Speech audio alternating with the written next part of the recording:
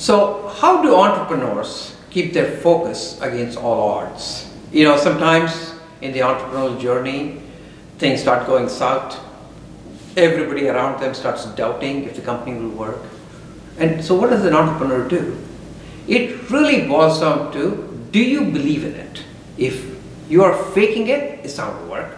But if you believe in it and you go back to the reason as to why you started the company, and if those assumptions are still true, then you regain your strength and you keep going. Entrepreneurship has changed quite a bit. When in the 80s and 90s, when you started a company, if the company didn't work, there were a lot of implications. Whereas now, entrepreneurship is a career. It's okay to change your idea. You can pivot if you have to change it. So it's a delicate balance between having that conviction and sticking with your idea, but also being a good listener.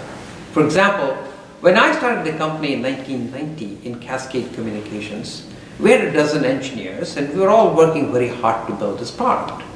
But every month I would invite an external expert to come and talk to us. And a lot of times, these people would come and say as to why it was a wrong thing to do, because they did not quite have the deep insight that all of us had.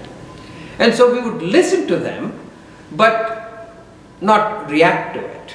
Usually whenever you start a company, there is one or two reasons as to why it's a great idea.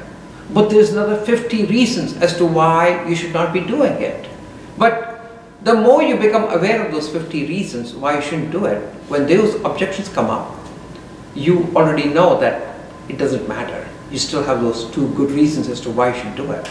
So when you see criticism, you have to use that to build your own strength, to firm up your own belief. But however, if you see a pattern in that criticism where everybody is trying to bring up the same objection, then there may be some signal in there and it may be time to pivot. So I would say you have to learn how to have that strong faith in yourself and keep going against all odds. But at the same time, you have to be a good listener. If there is a pattern in what you're hearing back, then it is time to pivot.